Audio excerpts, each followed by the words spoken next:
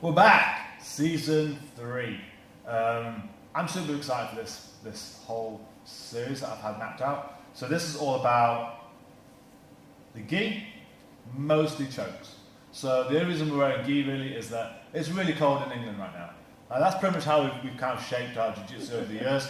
So in the summer months we do no gi, and in the winter we do gi. It just makes more sense this way, so you get a good split of 10 months of gi and 2 months of no gi in the UK. So you're going to do different collar chokes throughout the 7 episodes that we have planned. So the first one is the back. Again, I'm not a huge fan of just squeezing things and hoping for the best. If you is going to require all of your musculature to crush what is essentially 2 straws, you are doing something horribly wrong.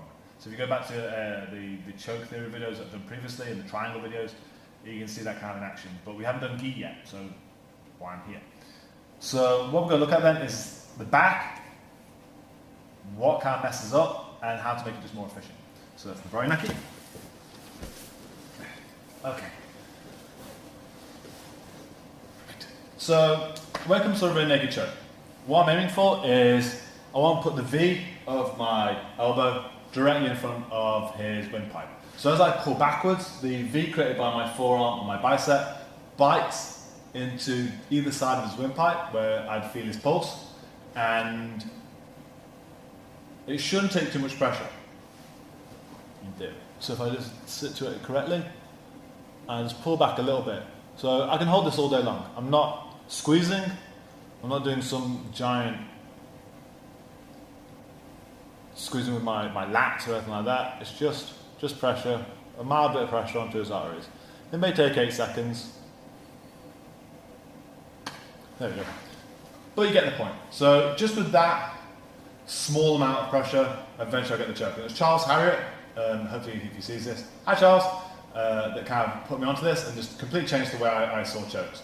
But then again with Preet, and the way he then turned away from chokes, or messes up the angle, that then changed how I approach this as well, and just made everything more efficient. So that's why I want to do a rear naked choke then. If Naki creates a different angle by turning towards here, now all I'm doing is I'm just crushing the side of his neck. It's very hard for me to finish a rear naked choke here in the actual jiu-jitsu sense. All I'm going to do is crush his neck, and that's not jiu-jitsu. If I'm having to use all my muscle, then I'm teaching something wrong. The same can be said about the gi then, in that instead of just going super deep and trying to rag this thing across, what I actually want to try and do is try and create that V again. So instead of using my bicep this time, and my elbow, I'm going to actually use my wrist and his gi. So it's never about the collar, and that's what I want to try and stress here, especially to new people when you hear the word collar choke. It's never about the collar, really. It's about an anchor. It doesn't matter what you hold on to. It could be the collar, the shoulder, bicep, hand, doesn't matter. As long as you create a V in front of the neck, you will get the same effect. And it doesn't matter if that V is your elbow or your wrist. So what I'm going to try and do is I get to the correct point that I want to in his collar, and all I'm going to do is I'm just trying to create a V by rotating my wrist down slightly and just twisting it in. Should be about there. As well, sit the V here and just pull that V in again. So I'm pushing the knuckle of my wrist into where his pulse would be at the side of his neck. So there should be no pressure on his windpipe. So good jiu-jitsu should mean that as an actual blood choke. So what's the purpose out of this hand? Because I'm not, as you saw here, I'm pulling the collar ever so slightly into this artery and then using my wrist on this one. So what's the purpose of this hand? The purpose of this hand is to stop the rotation.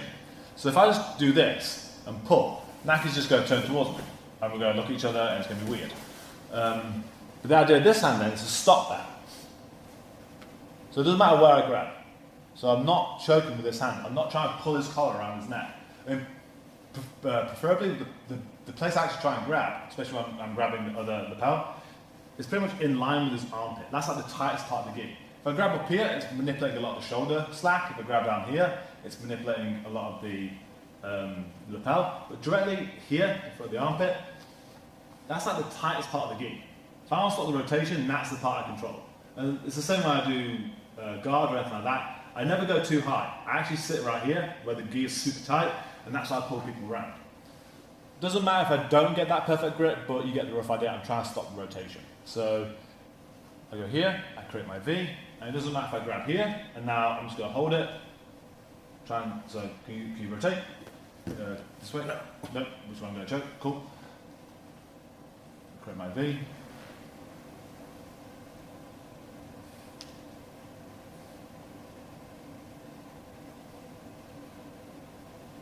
There we go. So again, all I did was make sure that knuckle of my wrist was just sitting in there, and there wasn't much squeezing involved with that. So now then, this hand's only ever bothered with stopping the rotation. I either go over the top, I can grab the lapel that way. I can go underneath. Do the same thing. I grab here, or I can grab the shoulder. It doesn't matter if I go behind his head or anything like that, as long as I have this. So I create the V. He tries to turn. Again, if he tries to turn his head, that's why you've got to follow a little bit more. So if he tries to turn this way, I need to situate in front of his neck and pull in.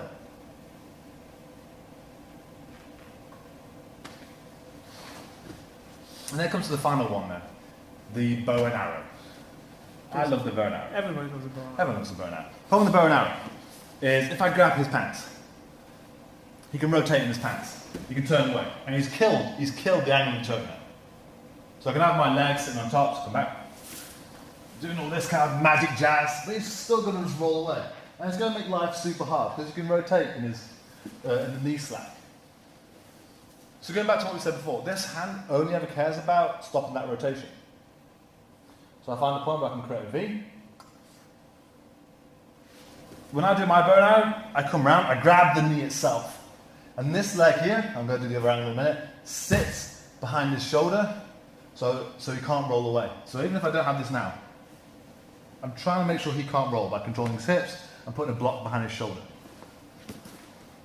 I make sure that he can't drop his head out, so normal kind of escapes, so I don't want to be stretching too much where his head's going to drop out the bottom. Create my V.